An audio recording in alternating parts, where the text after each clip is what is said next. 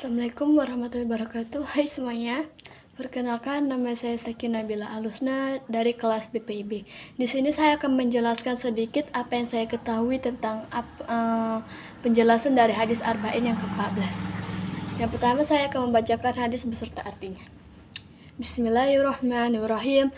Ani bin Mas'udin radhiyallahu anhu qala Rasulullah sallallahu alaihi wasallam la yahillu damu mri'in muslimin yashhadu alla ilaha illallah wa anni rasulullah illa bi ihda salatin at-thayyibu zanni wan nafsu bin nafsi wat tariku lidinihil mufariku lil jamaah, yang artinya bersumber dari Abu Mas'ud radhiyallahu an. Dia berkata, Rasulullah SAW bersabda, tidak halal darah seorang muslim apabila ia telah bersaksi bahwa tidak ada ilah selain Allah dan bahwa aku, Muhammad Rasulullah SAW adalah utusan Allah, kecuali dengan 3 sebab. Yang pertama ialah duda atau janda yang sudah pernah menikah lalu berzina. Yang kedua ialah membunuh orang lain dengan sengaja. Yang ketiga ialah orang yang meninggalkan agamanya serta memisahkan diri dari jamaah atau murtad.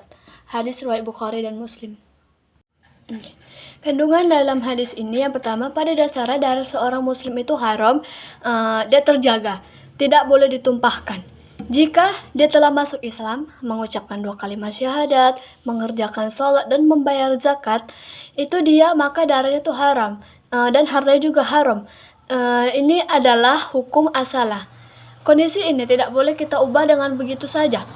Tidak halal darah seorang muslim kecuali dengan hak Islam. Di antara hak Islam itu adalah 3 perkara yang disebutkan di dalam hadis ini. Yang pertama ialah berzina dalam keadaan sudah pernah menikah. What?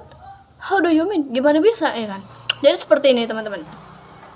Jika seorang itu berzina sementara dia sudah pernah menikah atau musannya, maka hukumannya adalah dirajam sampai mati. Wajib bagi pemerintah atau waliul amr untuk menegakkan hukuman ini.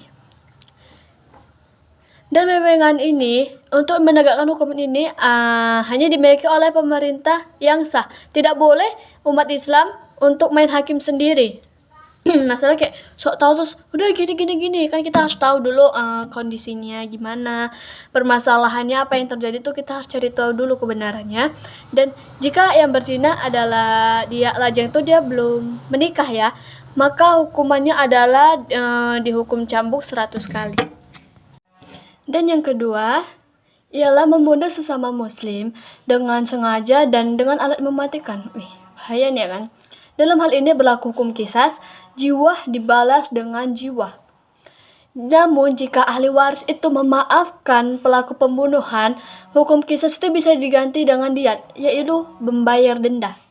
Adapun jika secara tidak sengaja membunuh orang lain, maka tidak berlaku hukum qisas. Seperti Allah SWT sudah berfirman dalam Quran surah Al-Maidah ayat 45 yang berbunyi, A'udzubillahi minasyaitonirrajim. Bismillahirrahmanirrahim.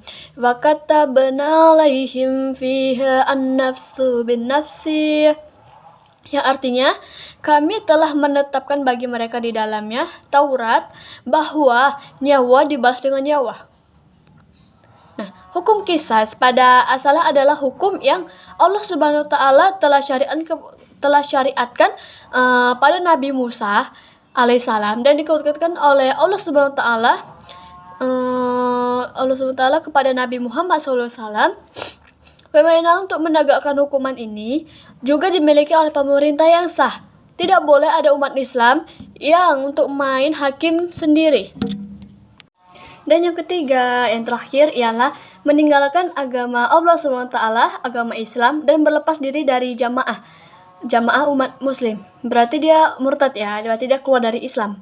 Nah, Rasulullah SAW telah bersabda yang berbunyi, Man baddala dinahu faqtuluh.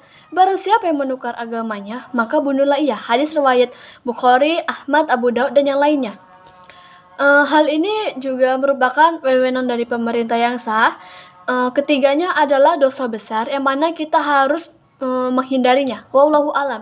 Kita nggak ada yang tahu gimana selanjutnya kita. Nah, jadi jadi kita patut untuk tetap